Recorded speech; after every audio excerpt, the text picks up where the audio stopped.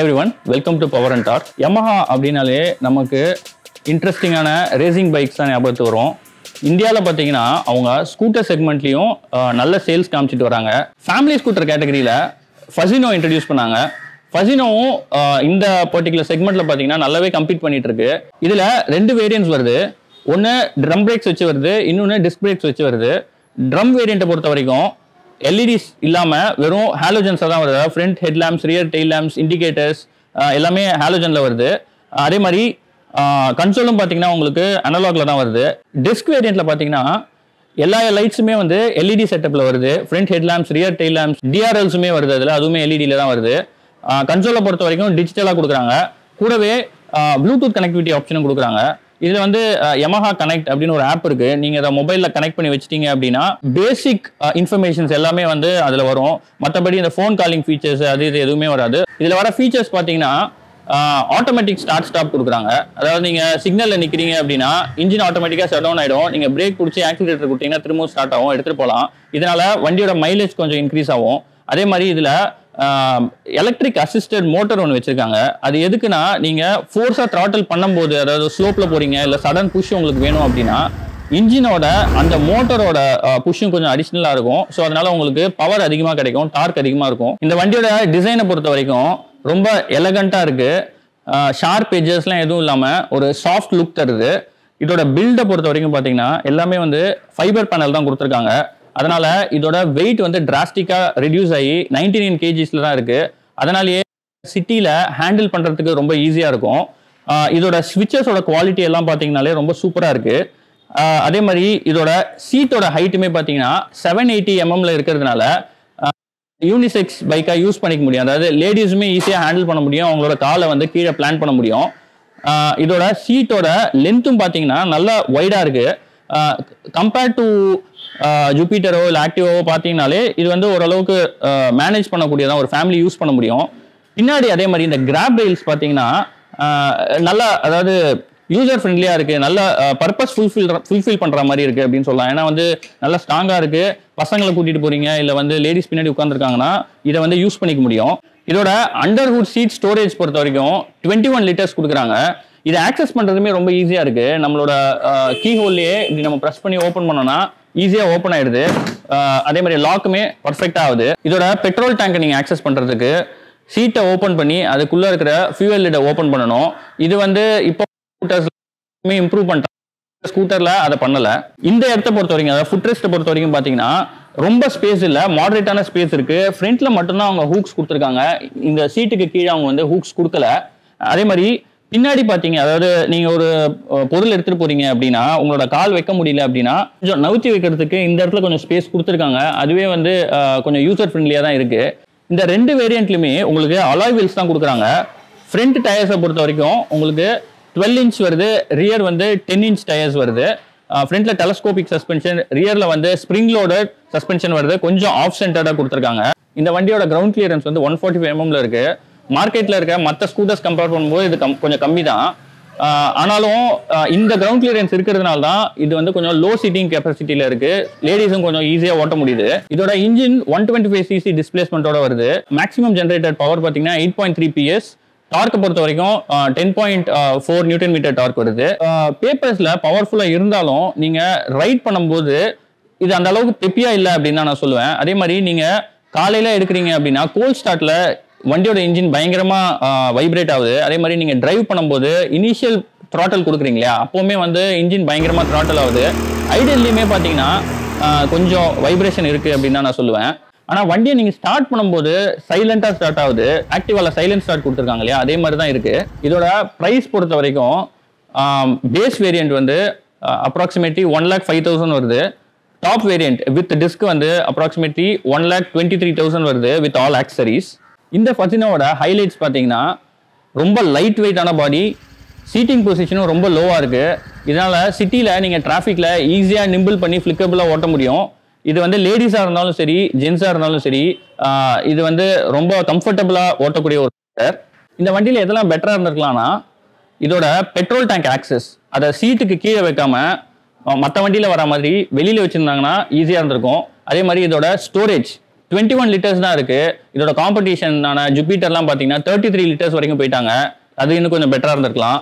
அதே மாதிரி இதுல இன்ஜின் கில் ஸ்விட்ச் கிடையாது. இது பெரிய மேட்டர் கிடையாது. பட் வந்து நீங்க யூஸ் டு இட் இருந்தீங்கன்னா அது கொஞ்சம் கஷ்டமா இருக்கும். அதே மாதிரி இதோட இன்ஜினை பொறுத்த வரைக்கும் ரொம்பவே வைப்ரேட் ஆகுது. அதை இன்னும் கொஞ்சம் பெட்டரா ரிஃபைன் பண்ணியிருந்தாங்கன்னா நல்லா இருந்திருக்கும். இந்த வண்டி வாங்கி 6 months ஆகுது. 5000 கிலோமீட்டர்ஸ் ஓடி இருக்கு. 2 சர்வீஸ் முடிஞ்சிருக்கு. இதோட எக்ஸ்பீரியன்ஸ் கேட்கறதுக்கு நம்ம ஓனரை கூப்பிடுவோம். Hello mister Jayaram, welcome.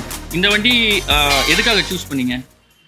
So basically Japanese பிராண்டுன்றது எனக்கு ஒரு பிடிக்கும். ஸோ அதனால் ரொம்ப யோசிக்கல. எய்தர் யமஹா அப்படி இல்லாட்டி ஹோண்டா அப்படின்ற மாதிரி யோசிச்சுட்டு இருந்தேன். ஸோ இது ஏற்கனவே எனக்கு இன்னொரு யமஹா இருந்ததுனால I went on with that Yamaha it self. வேறு எதுவும் ரொம்பலாம் ஒன்றும் டெஸ்ட் ட்ரைவால் எதுவும் பண்ணல. இந்த வண்டியை நீங்கள் எங்கே எடுத்தீங்க? ஸோ இது வந்து ஸ்ரீ மோட்டார்ஸ் வளசரவாக்கம். ஸோ அங்கே கார்த்திக்னு ஒருத்தர், கிட்டத்தட்ட என்னோட யமஹா பைக் ஒன்று இருந்துச்சு. ஸோ அதுவும் அங்கே தான் எடுத்தேன். கிட்டத்தட்ட ஒரு அதுக்கு முன்னாடி ஒரு அதுவும் ஸ்ரீ மோட்டார்ஸ் தான். கிட்டத்தட்ட ஒரு 10 years ரிலேஷன்ஷிப்னு சொல்லிக்கலாம். ஸோ அதனால் ரொம்ப யோசிக்கல, ஸ்ரீ மோட்டார்ஸ்லேயே எடுத்துட்டேன். ஓகே, பைக் எக்ஸ்பீரியன்ஸ் ஓகே, ஒரு வெரி கம்ஃபர்டபுள். இந்த இன்ஃபேக்ட் இந்த மாடல் வந்து ரெடிமேடாக இருந்துச்சு ஆக்சுவலி. இன்ஃபேக்ட் இதுக்கு அடுத்த வருஷன் வந்து டிஜிட்டல் மீட்டர்ஸ்லாம் வச்சுருக்கோம். அது இது ஒருத்தங்க புக் பண்ணிட்டு வந்து ஹோல்டு பண்ணிட்டு அவங்க அப்கிரேட் வெர்ஷன் போயிட்டாங்க. அதனால இது ஸ்டாக்ல இருந்துச்சு. நீங்க இந்த ட்ரம் வேரியன்ட் தான் போலான்னு இருந்தீங்க? ட்ரம் வேரியன்ட் தான் போலான்னு இருந்தேன். ஓகே, நீங்க எவ்வளவு நாளா யூஸ் பண்ணிருக்கேன்னு சொன்னீங்க? ஸோ இது கிட்டத்தட்ட ஒரு 5 months யூஸ் பண்ணிட்டு இருக்கேன். ஸோ சிட்டிலலாம் ஓட்டிருக்கீங்க நல்லாவே? சிட்டியில் ஏன்னா பசங்களுக்கு ஸ்கூல் பார்த்தீங்கன்னா ஆலப்பக்கம் வேலம்மாள். ஸோ இங்கேருந்து கிட்டத்தட்ட ஒரு 5 kilometers டெய்லி பார்த்தீங்கன்னா அப் அண்ட் டவுன் டியூஷன்ஸ் அதுன்னு சரி ஒரு 30-40 kilometers பேர் மினிமம் ரன்னிங் இருக்கும் ஆக்சுவலி. ஓகே, மார்னிங் நான் ட்ராப், ஈவினிங் ஒய்ஃப் பிக்கப் பண்ணுவாங்க. ஸோ 2 பேருமே வந்து வெரி கம்ஃபர்டபுள் ரைட் ஆக்சுவலி. 2 பசங்க இருக்காங்க. ஸோ 3 பேர் வச்சு ஓட்டுறதுக்கு வந்து வெரி மச் கம்ஃபர்டபுள். ஸோ அதனால ஐ வெண்ட் வித் இட். சிட்டியில் நல்லா நிம்பிளா ஓட்ட முடியுது, ஃபாஸ்ட்டாக ஓட்ட முடியுது, ஓரளவுக்கு ஃபாஸ்ட்டாக ஓட்ட முடியுது. பட் சிட்டியில் எங்கே இது கிட்டத்தட்ட 30-40 போனாலே வந்து அதே ஸ்பீடுன்னு தான் சொல்கிறாங்க ஆக்சுவலி. அதே போக முடிய மாட்டேங்குது. சீட் எல்லாம் கம்ஃபர்டபுளாக இருக்கா? சீட்டு கம்ஃபர்டபுளாக இருக்குது. பம்பிலேயோ அல்லது பம்பர்லேயோ போகும்போது கூட நமக்கு ஓரளவு கம்ஃபர்ட்னஸ் இருக்குது தான். சரி, நீங்கள் எவ்வளோ ஹைட் இருப்பீங்க? 6 feet. ஸோ உங்களுக்கு இந்த ஃபுட் ரெஸ்ட், அதாவது ஃபுட் போர்டு எப்படி இருக்கு? கம்ஃபர்டபுளாக இருக்கா? இது எனக்கு சொல்ல தெரியல ஆக்சுவலி. பட் சோஃபார் ஓகே தான். என்ன நீங்கள் டேர்ன் பண்ண ஹேண்டில் பார்லாம் இடிக்குதா உங்களுக்கு? இல்லை இடிக்கல. எந்த ப்ராப்ளம் இல்லை. ஃப்ரண்ட்ல நீங்கள் ஏதாவது பொருள் வச்சுட்டு கால் வச்சிங்கன்னா? இல்லை, அது ஃப்ரண்ட் இந்த செக்மெண்ட் ஆஃப் ஸ்கூட்டர்ஸ்லேயே வந்து இன்ஃபேக்ட் நான் கொஞ்சம் கம்மியாக தான் சொல்லுவேன். அது ஒரு ட்ராபேக்னு தான் சொல்லுவேன். ஓகே, ப்ராபப்ளி அது ஆக்டிவாக இது இன்னும் கொஞ்சம் அதிகமாக இருக்கும்னு நினைக்கிறேன் மற்ற மாடல்ஸில். இதை ஃப்ரண்ட் ஸ்பேஸ் வந்து வைக்க முடியுது, பட் கொஞ்சம் கம்மி தான் ஆக்சுவலி. கம்மி தான். ஓகே, இந்த வண்டி வந்து எத்தனை சர்வீஸ் முடிஞ்சிருக்கு? 2 சர்வீஸ் முடிஞ்சிருக்கு. ஃபர்ஸ்ட் சர்வீஸ் வந்து ஆஸ் யூஷுவல் பண்ணி கொடுத்தாங்க. செகண்ட் சர்வீஸில் 1-2 கம்ப்ளைண்ட் சொல்லியிருந்தேன். பட் அது ப்ராப்பராக அட்டன் பண்ணலை. எனக்கு ஃபஸ்ட்டு சர்வீஸில் என்ன கம்ப்ளைண்ட் சொல்லியிருந்தேன், பேட்டரி வந்து எனக்கு செல்ஃப் ஸ்டார்ட் பண்ணும்போது மார்னிங் சம் இஷ்யூஸ் இருந்துச்சு. ஸோ அது பண்ணி கொடுத்தப்போ என்ன சொன்னாங்கன்னா, அது ப்ராப்ளி 1 lakh வெஹிக்கிள் அந்த மாதிரி ப்ராப்ளம் வரலான்னு சொல்லிட்டு பேட்டரி ரீப்ளேஸ்மெண்ட் பண்ணலை, அகைன் ரீசார்ஜ் பண்ணி கொடுத்தாங்க. But still I am little bit uncomfortable. அந்த பாயிண்ட் ஆஃப் வியூவில் வந்து மார்னிங் செல்ஃப் ஸ்டார்ட் பண்ணும்போது வந்து ஒரு சின்ன இஷ்யூ இருக்குது தான் செய்யுது. அது மாதிரி ஒரு வைப்ரேஷனும் இருக்குது. அதே நான் செகண்ட் சர்வீஸ்லேயும் சொன்னேன். பட் சர்வீஸ் பாயிண்ட் ஆஃப் வியூவில் வந்து எல்லா வண்டியும் அப்படி தான் பண்ணுறாங்க. எடுக்கிறப்போ இருக்கிற ஒரு கேரோ அல்லது ஒரு இதுவோ வந்து டெலிவரிக்கு அப்புறமா வந்து போஸ்ட் சர்வீஸில் வந்து கிடையாது. போஸ்ட் சர்வீஸ் வந்து எல்லாமே அப்படி தான் பண்ணுறாங்க. இவங்களும் நம்ம சொல்கிறத வந்து ஆமாம் இதுதான் இஷ்யூ, இதுதான் சொல்யூஷன் அப்படின்ற மாதிரி இல்லை. ஜெனரிக்காக என்ன ஆயில் வாஷ் பண்ணிவிட்டு எல்லாம் பண்ணிவிட்டு ஃபில்ட்ரு அதெல்லாம் மாற்றிட்டு பண்ணுறாங்களே தவிர ப்ராப்பராக அட்டென்ட் பண்ணிவிட்டு அதுக்கு ரூட் காஸ் என்னன்றதையும் சொல்ல மாட்டேங்கிறாங்க, சொல்யூஷனும் கொடுக்க மாட்டாங்க. ஆக்டிவா வீடியோவில் அதோட ஓனர் அப்படி தான் சொல்லி வண்டி வந்து சர்வீஸ் அந்த அளவுக்கு இல்லை, அது பெட்டராக இருக்கலாம் அப்படின்னு சொன்னார். அதே தான் இவரும் சொல்கிறாரு. இதோட சர்வீஸ் காஸ்ட் எப்படி வருது? Service cost nominal around 500-600. அது லேபர் காஸ்ட்டு மற்ற தான் வருது. பெய்டுலேயும் வந்து எனக்கு பெருசாக இதுக்கு முன்னாடி ஒரு வண்டி வச்சுருந்தேன் ஃபசினோ, அதுலேயும் பெய்டில் ஒரு நார்மல் 1000-2000 அந்த மாதிரி தான் வருது. அது பெரிய இம்பாக்ட். ஓகே, அஃபோர்டபுளாக தான் இருக்குது. வண்டியோட சிட்டி மைலேஜ் எவ்வளோ வருது? சிட்டி மைலேஜ் அப்ராக்ஸ் பார்த்தீங்கன்னா ஒரு 45-48 அந்த ரேஞ்சில் இருக்குது ஆக்சுவலி. ஸோ உங்கள் கிளைமேட்றது 60 சொன்னாங்க. பட் டிராஃபிக் எல்லாம் சிட்டி நீங்கள் ரைட் பண்ணிங்கன்னா மேபி 50-55 கூட கிடைக்கலாம். ஓகே, ஒரு நாளைக்கு அப்ராக்சிமேட்டாக 30 kilometers வருது. 40 kilometers. இந்த வண்டியோட பாசிட்டிவ்ஸ் தான் நீங்கள் என்ன சொல்லுவீங்க? ஸோ பாசிட்டிவ்னு பார்த்தீங்கன்னா கொஞ்சம் லைட் வெயிட்டு. ஸோ இன்னொன்று நானும் ஒய்ஃப் தான் யூஸ் பண்ணுறேன். ஒய்ஃப் ப்ராப்ளி ஒரு 65% யூஸ் பண்ணுறாங்க, நான் ஒரு 35% யூஸ் பண்ணுறேன். அவங்க ரைடிங் அதிகமாக பண்ணுறதுனால இது கொஞ்சம் இந்த செக்மெண்ட்டில் ஓரளவு கம்ஃபர்டபுளாக இருக்கும். ப்ளஸ் எகெயின் 2 கிட்ஸை வச்சு ரைட் பண்ணுறதுக்கு வந்து ஓரளவுக்கு கன்வீனியண்ட்டாக இருக்கும் ஆக்சுவலி. ஸோ அதான் ஒரு மெயின். 125 cc ஓரளவுக்கு பிக்கப் இருக்கும், ரைடிங் கம்ஃபர்ட் இருக்கிறதுனால இட்ஸ் குட். இந்த வண்டியோட கான்ஸ்னா நீங்கள் என்ன சொல்லுவீங்க? ஸோ கான்ஸ் பார்த்தீங்கன்னா சர்வீஸ் இஷ்யூ ஒரு கம்ப்ளைண்ட் இருக்க தான் செய்யுது. ஏன்னா நம்ம சொல்கிறது வந்து அட்ரஸ் பண்ண மாட்டேங்கிறாங்க. அவங்க ரெகுலராக பண்ணுறது ரிப்பீட்டடாக பண்ணுறாங்களே தவிர நம்ம கன்சர்ன்ஸ் அட்ரஸ் பண்ணுற மாதிரி தெரியல. அது ஒரு கான்ஸ். செகண்ட் வந்து நான் ஆல்ரெடி சொன்ன மாதிரி இந்த பேட்ரி இந்த வண்டியை பொறுத்த வரைக்கும் எனக்கு ஒரு சின்ன சேலஞ்சிங் இருந்தது. ப்ளஸ் ஒரு வைப்ரேஷன் இருக்குது ஆக்சுவலி. வண்டி சம்டைம்ஸ் மார்னிங் ஸ்டார்ட் பண்ணும்போது ஒரு வைப்ரேஷன் தெரியுது. ஸோ ப்ராப்ளி அந்த 2 ரீசன் நான் கான்ஸ்ன்னு சொல்லுவேன். மற்றபடி வண்டியோட டிசைன் அல்லது லுக்கோ ரைடிங் கம்ஃபர்ட்டோ எனக்கு ப்ராப்ளம் இருக்கிற மாதிரி தெரியல. நல்லா தான் இருக்கு. ஸோ உங்களோட டைமை ஸ்பெண்ட் பண்ணி இந்த சேனலுக்கு நீங்கள் ஷோ பண்ணதுக்கு ரொம்ப தேங்க்ஸ். Thank you so much.